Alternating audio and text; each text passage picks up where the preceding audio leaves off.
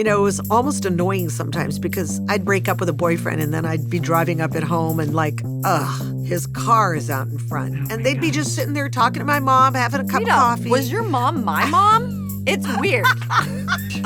And I remember saying to my mom once, choose between him or me because I will circle the block and not come home until that car is gone. I'm Rachel Martin, and this is Wildcard, the show where cards control the conversation. My guest this week is Rita Wilson. You know Rita Wilson on screen in many ways, as Tom Hanks' sister in Sleepless in Seattle, Arnold Schwarzenegger's wife in Jingle All the Way, as Marty's mom in the show Girls, and again as the mom in the Netflix show Too Much. But it wasn't until she was in her mid-50s that Rita Wilson figured out how to take center stage in her own life. And music made it happen. She's out with her newest album of original songs. It's called Sound of a Woman. And I am so very, very happy to welcome Rita Wilson to Wildcard. Hi. Hi, Rachel. So nice to meet you, and it's really a pleasure to be here. So first round memories, 3 cards. You pick, Rita, 1, 2, or 3. Well, I'm the middle child, so I'm going to go with 2. All right, here we go. I've already learned something about you. We didn't even have to do a card. Is there a meal from your childhood that brings back strong memories? So many. My mom was a great cook, and because she was Greek and she went shopping every day. She went to the market every single day to see what was good, what kind of produce was good. She would look at the butcher and see if there was any fresh fish in, or if there was a new meat that came in. So we never knew what we were going to be getting, but it was always fresh. She did that even in LA? Because Yes. you grew up in Yes. Hollywood, In right? Hollywood, California. Yeah. She went to the market every day. But that was old school. That's how she grew up. So Right. in a way, that's what she did. And so favorite meal, I would say she made what Americans would call meatballs, but what Greeks call keftedes. And that is sort of a breaded meatball made with chopped onions. And sometimes people put mint in it. We never liked mint, but it was chopped onions, parsley, meat. And then you'd bread it and then you'd fry it. Oh, my God. And it was delicious. A deep-fried meatball is what you're talking about. Yeah. You can't go wrong with that, right? And then she would also make these incredible beans, fasolia. And those were just green beans, but they were sautéed with tomatoes, onions, olive oil.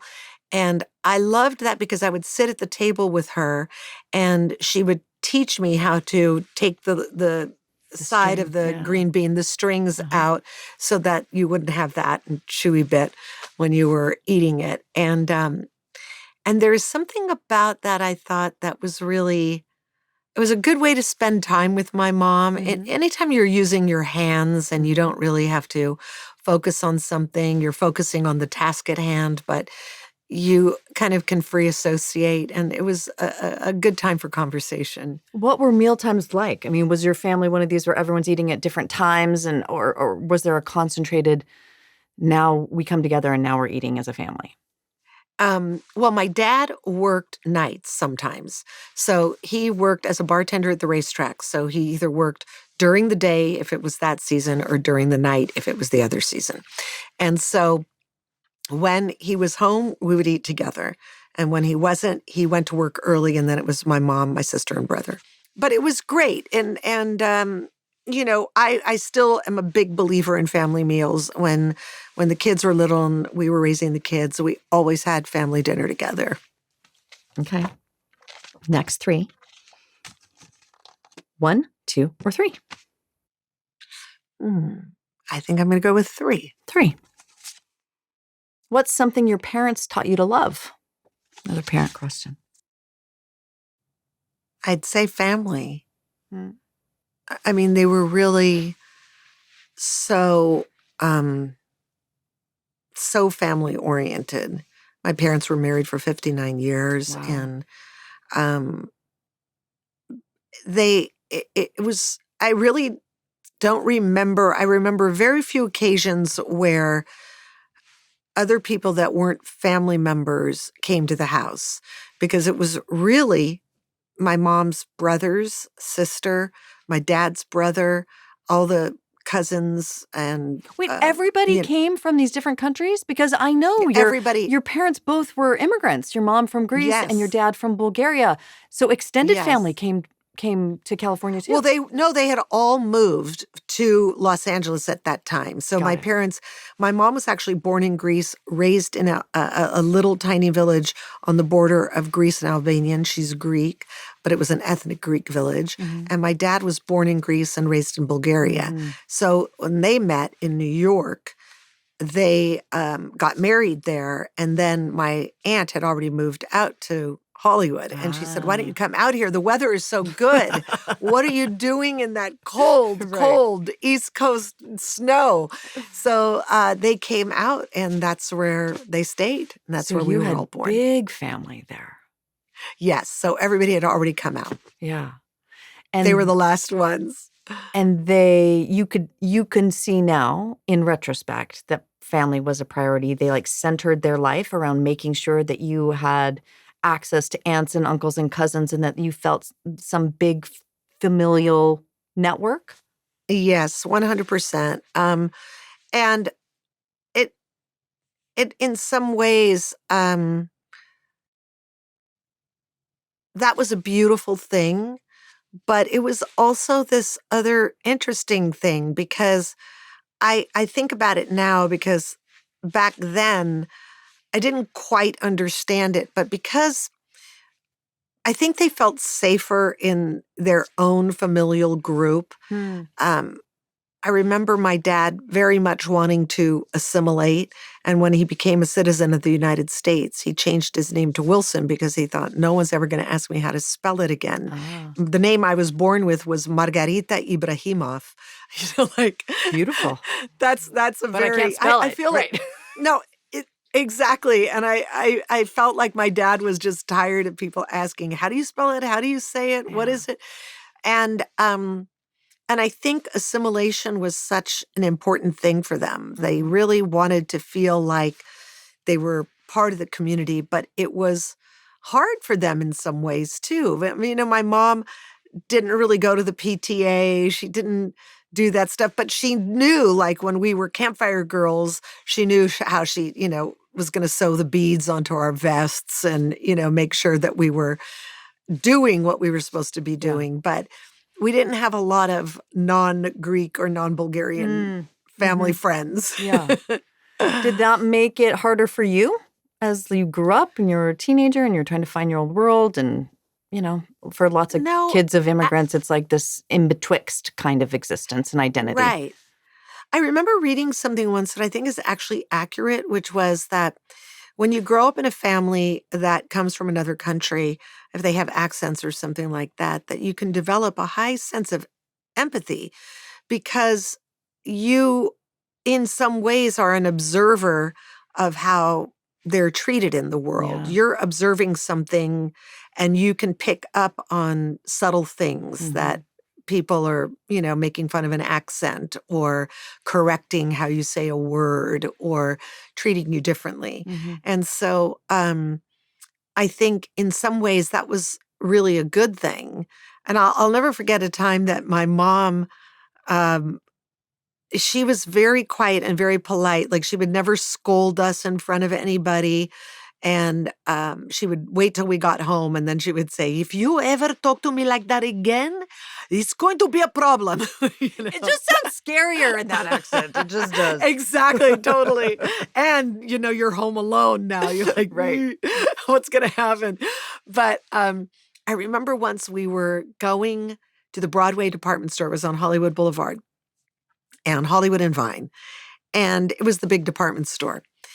And my mom had just learned to drive and she was waiting for a parking spot. And a guy tried to come and, snake into the parking Mhm. spot. And she was in the right and she took the parking spot. And the guy got out of the car and he was so mad at her Mm. and she was yelling. And she was just putting the coins in the meter and quiet and just poised and how dare you do that, blah, blah, blah. And she spoke up to him very politely, but like, I was waiting for that parking spot. Mm. You are in the wrong. Mm. I was in the right. And it was the first time I'd ever heard her sort of stand up for herself. And that was, I was like, wow, that is cool. Yeah. I had never seen her do that before because she was very quiet and she would never do that publicly. So I remembered being very impressed by that in the best possible way. Yeah. How old were you, if you think? Probably around 8 or 9. Oh, yeah. Young enough that makes a real impression. Like, Yes. my mom. Strong lady. Yeah. Yes, she was. Okay. I mean, you say that, it's true, because my mom, I can say these stories. I don't know if they're related to the number 3 Doesn't question, matter. but my dad was born in Greece, raised in Bulgaria. He has a very interesting story, but he tried to escape Bulgaria so many times that he was caught and put into a labor camp. While he was in that labor camp, it was a coal mine, and he was observing time and how things were being kind of what the patterns were of this place. And he realized that if he worked at night, that's when the trains would come in and they would collect the coal and they would take it away.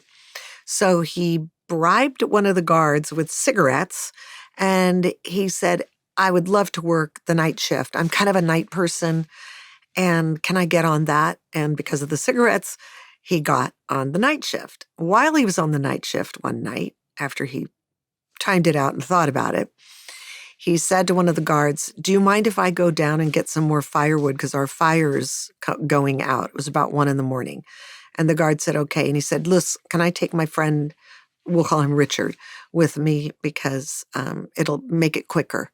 So they said, okay. So Richard and my dad went down there, and the way the trains were set up, they blocked where the firewood was. So they were able to go down, pass in between the trains, and hightail it out of there, and there was a river. So it was probably around 20 minutes or so before they heard all the dogs barking and the alarms and sirens going. And they just kept running and running and running, and eventually the next day made it to actually close to Turkey, but they continued on into Turkey. My dad got a job on a freighter boat that was coming to America. They didn't have a job for Richard, so my dad stowed him away onto this boat. My dad was the guy that, I think they called it a stevedore, the guy that would shovel the coal on the boat. Yeah. And he just split every meal that he could with Richard, and they both made it to New York, jumped ship, and that's how he met my mom. Oh my God, Rita! No, it's crazy. These stories are the most courageous people on the planet. And my mom was born in Greece. She went back to her village when she was 4 years old with her mom, dad, and 3 siblings. And while she was there, her dad died suddenly. And now there's this widow with 4 kids under the age of 10.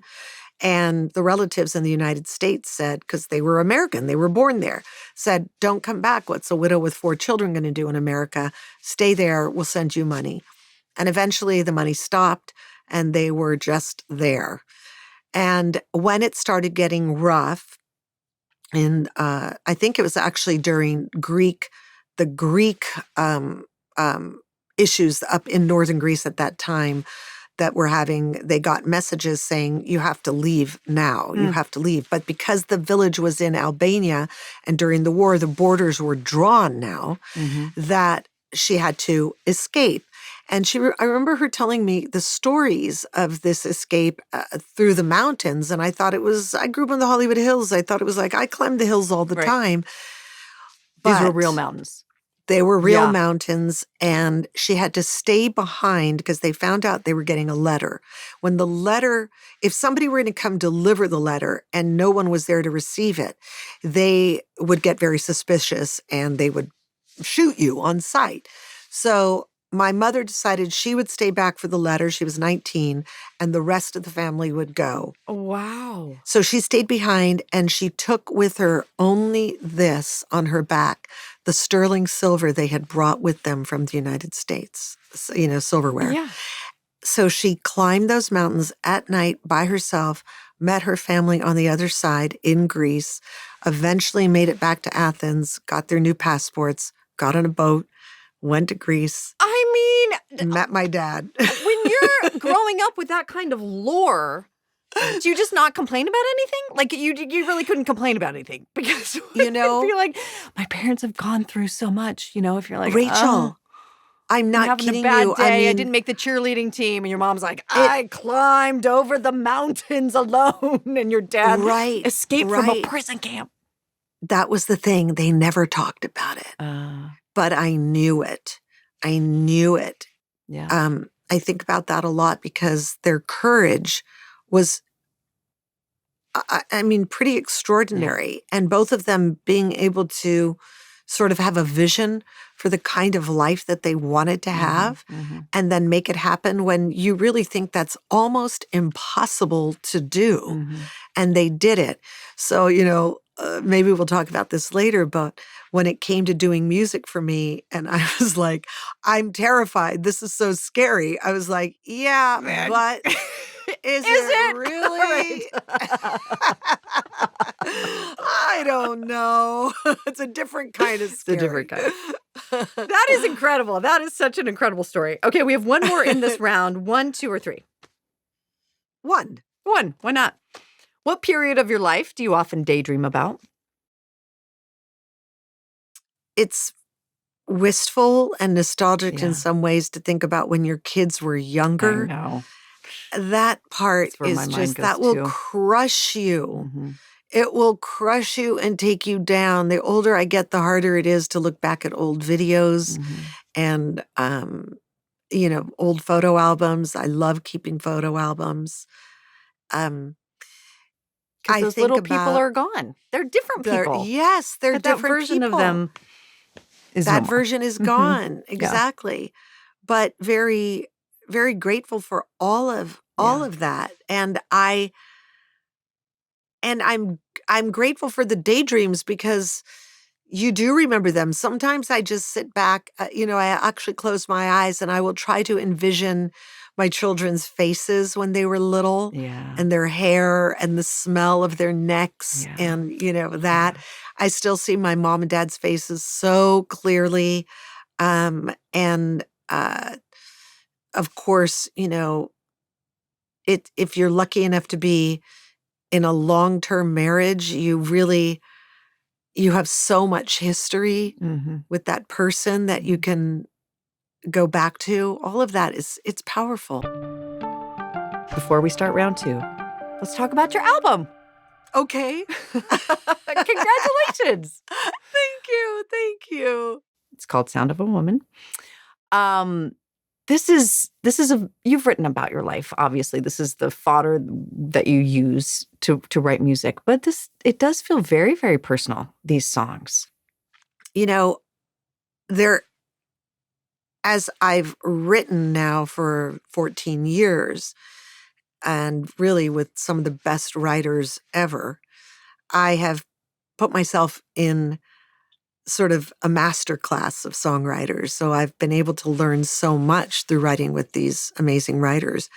But what I've learned is that what I wanted to say started getting more and more refined and more specific and deeper to my own personal experience. And so this album is sort of about those experiences that women go through.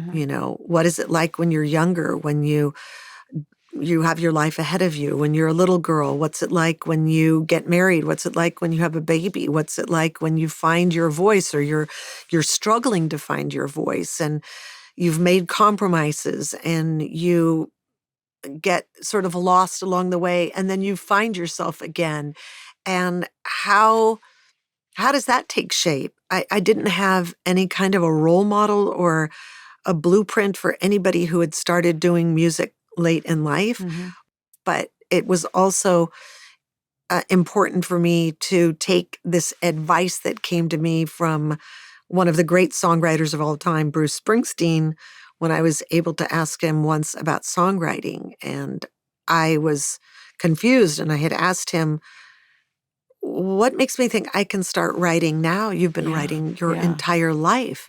And he said, because Reeds, creativity is time independent. I mean, what a piece of information that is. Because like, who's to say that there was that clock on creativity? Who was to say that, I'm sorry, you missed that window. Right. That was supposed to be, 23 and 2/3 years ago. And it was liberating to me to be able to say, yeah, I mean, if I want to do it, I'm going to do it. And if people like what I put out there, that's great. And if no one listens to it, that's okay too, because I'm doing it for myself. Can you identify a song on this album that for you, when you perform it, you just like feel it in your body in this distinct way? Almost every song on the album, but there is one that I've only performed it a couple of times live, but I cannot look anywhere where I can recognize any face in the audience. I have to look sort of into the black to the back of the house. And it's the song called Your Mother. Oh my God. And this song is such a gut punch of a song. I love it. It's like, that feeling of you get to a point at this age and your children are now adults and you're thinking to yourself, what do they not know about me? Mm-hmm. What can I tell them? What conversations can we be having so that anything is on the table? Mm-hmm. Ask me anything. I'm like my own personal Reddit. Just AMA, man. Go for it. Because the song, we should just say, it's about mothers and the 360-degree view of that human. Like they were a person before they were your mom. That's right. When you have kids, they come into this world and they just know you. You're the mom. That's you. And then it was also this idea that even though my mom was my best friend, that when she left, I still was hearing her. I still talk to her. I still have conversations with her. And all of the things she taught me are still with me. And there are still things that I wished I had asked her. Oh, yeah. I really felt like there was so much more, not just the recipes, but why she made certain choices. What was it like when she first came back to America? Did she feel American? Was she homesick? What, how much did she date before she met my dad? And there was such a societal thing about being a virgin when you got married. And to this day, I don't really know if she was a virgin when she got married. She told me she was, but I kind of don't believe it. I think she was trying to protect me so that I would be that. Right. Yes, Yeah. that's right. And so I would really want to know that. I would want to ask so many questions. I did ask her once, like she was so good with people. And, it was almost annoying sometimes because I'd break up with a boyfriend and then I'd be driving up at home and like, his car is out in front. And they'd be just sitting there talking to my mom, having a cup of coffee. Was your mom my mom? It's weird. Really? Are we sisters? Yes, my mom was the same way. Mom. Same. Everyone loved my mom. And I remember saying to my mom once, like, choose between him or me, because I will circle the block and not come home until that car is gone. I will not come home because it was just like, come on already. But I wanted to, I asked her once, what would you have done if you had been educated, if you had been schooled in America and you had gone to college, what would you have done? Yeah. And she, without hesitation, said, I would have been a psychologist.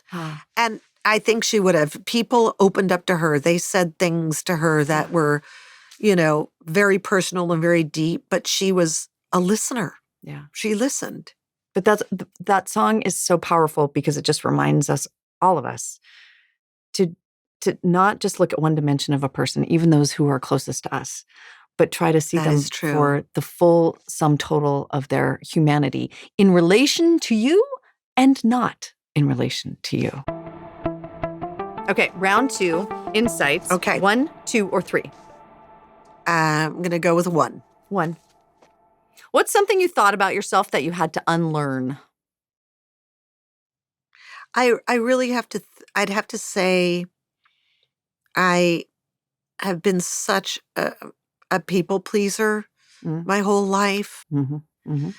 And so it was sort of a new experience, and I had to sort of go through growing pains Mm-hmm. of learning to say what it was that I wanted or what didn't work for me, and to declare in some ways your own self-worth, to be able to say, if I need something or if there is something that is really important to me, that I don't have to allow that to go away Yeah. because somebody else's need is more important to me. Now, I'm not talking about, obviously, things like, real needs that people need you.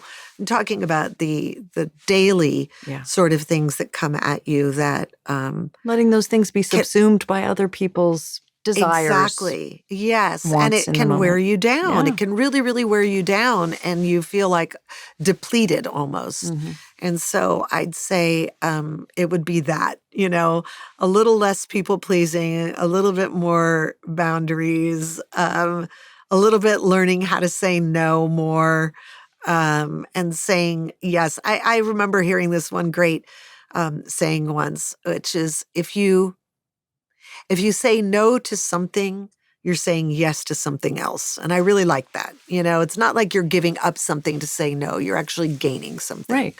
Okay. 3 new cards. 1, 2, 3. Okay. I'm going in order now. 2. Okay. What has age taught you about love?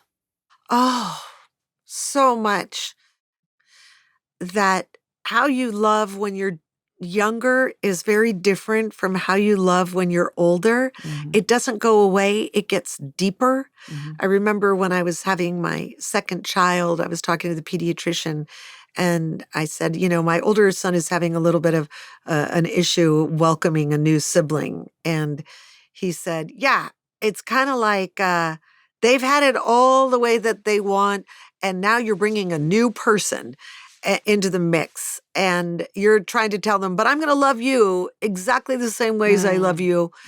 But he said it was very good. He said, but your heart gets bigger. So it's not like your heart shrinks when somebody new comes into your life. It gets bigger. So over the course of time, I feel like it does get bigger.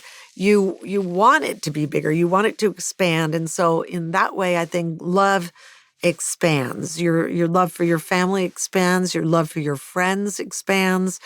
Your love for your husband. Everything just gets bigger and deeper. Also, someone asked you, because you've been married to Tom Hanks for a long time, so you get all kinds of Yep. questions about how do you stay married. And your answer, which I think is very funny, is that, well, you just don't get divorced. And you say that as a joke, but it's so much of it is just true. Just like, There's a lot to be just keep showing up. Keep showing up. There's a lot to be said for the actual commitment that you've made when you marry somebody. Just don't stop. Yeah. But look, that does take 2, Right. and it really is that. I do have to say there is that shared value. But look, when I really never thought that I was already, I would say older, and that When you got I married? had not really I had not really fallen in love with anybody until Tom and I got together. So it was like a dream come true. I just couldn't believe that it was actually happening. Yeah. I thought it was like something that was a fantasy. I didn't know. So here we are. Last 3 in this round. 1, 2, or 3. 3. When has selfishness served you well? I feel like we're on a theme. Yes, that is. Well, okay. Selfishness. I always think of selfishness as it being a bad thing. Right. But, I grew up in a family where everything was really out there. It was really hard. Like, I didn't have a lock on my bedroom door. We had one phone in the house. And, if you were on the phone, everybody could hear you. And I learned recently something that blew me away, which was in the Greek language, there is no word for privacy. There is the word private. That's a private piece of property or a private room. there is not this concept of personal privacy. And I think it's because in these Greek small towns and small villages where most people grew up in the old country, everybody knew everybody's business. Right. And so everyone's you had to be taking very care of each careful. other. And, Exactly. communal. Everybody's, yeah. And if you were smoking a cigarette behind the shed, somebody was going to tell your mom and, or your dad. Or if you were kissing a boy, at the bus stop, they were going to know.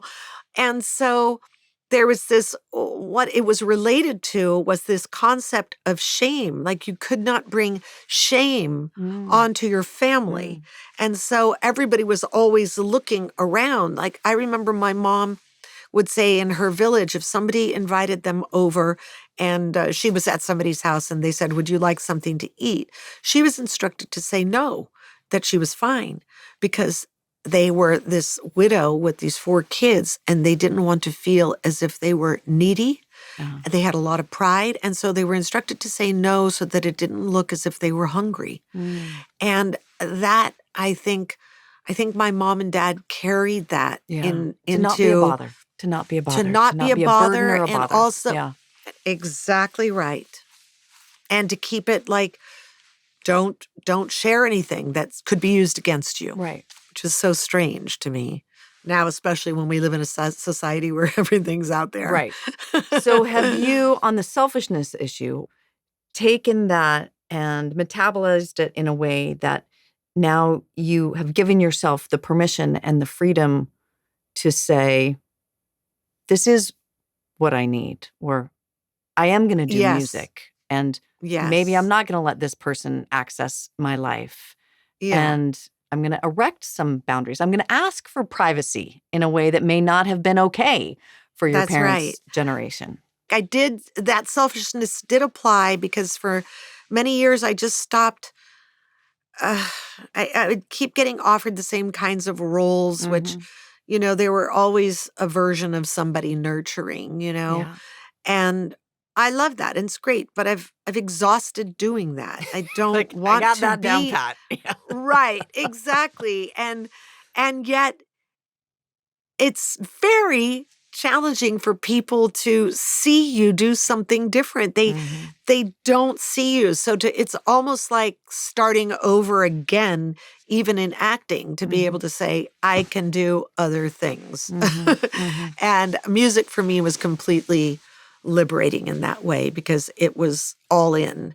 And it still is all in, gratefully so. Yeah. We've reached the last round, beliefs. 3 new cards, 1, 2, or 3. Gosh, let's go 3. 3. Are there any recurring symbols that show up in your life? Symbols.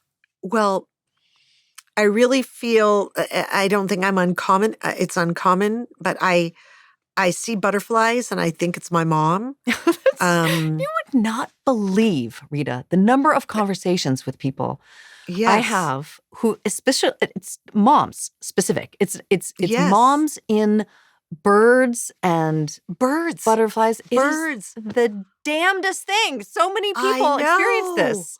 I know. And it is wild. And when I was expecting my youngest son, a butterfly came. Now, the butterfly, I was outside and the butterfly sat on my belly for an hour.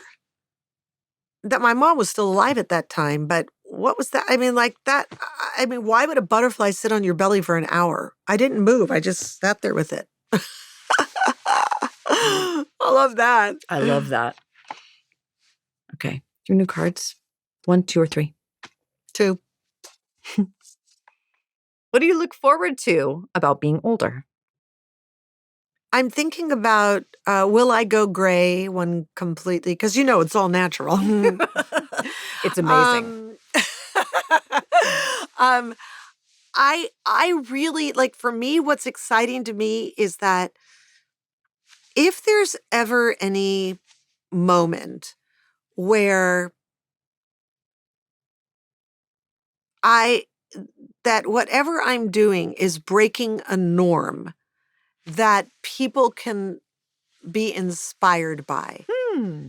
To say, well, she did it, and why can't I? That would be really happy. I would love to continue to be doing something in that way, to just, if I keep doing what I'm doing, hopefully other people will be inspired by it also. Because like I said, there's no clock on creativity. Yeah. I just went to a show in London of a woman, an artist. Her name is Rose Wiley. She was having her first solo exhibition at the Royal Academy of Art at 92 years old. Oh, that's amazing. 92, her first solo exhibition. She's been painting all her life. That's incredible. So to me, it's like we're only limited by what happens to us in our life. Fortunately, not too bad. But if life is good, if you're healthy and there is something you love to do and want to do, I hope people keep doing it, because there's a lot we get from that. There's so much reflection that goes along in that process of writing a song or cooking a meal or painting a painting, because your mind is allowed to wander and process. I really believe that. I believe we need that quiet time and that solitude so that we can keep moving forward in the things that we want to be doing. Last one. 1, 2, or 3? 1. What's something you want younger generations to understand? Oh, that's so good. To understand the importance of having friends of all ages. You learn so much. I learned so much from my younger friends, my friends' daughters, and my family. There was always somebody older around, and hearing those conversations between older women is also incredibly valuable, or older people. But to me, it's really about that conversation that we could be having with each other at all times. Do you think we don't do enough of that? I think it's hard, I mean, there's so many times you're just with people and they're looking on their phones, or they're like, hold on a minute, or everybody finishes a meal, they pick up their phone instead of smoking a cigarette, like we used to do in the old days. Like the good old days.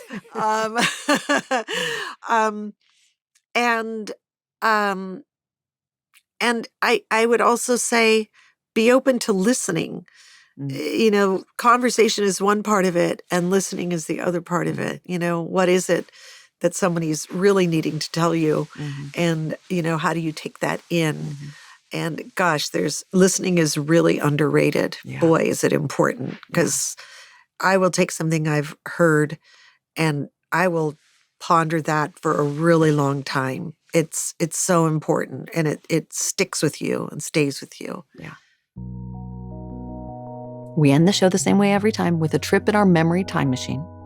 In the memory time machine, you revisit one moment from your past. It's not a moment you want to change anything about. Okay. It's just a moment you'd like to linger in a little longer. Which moment do you choose?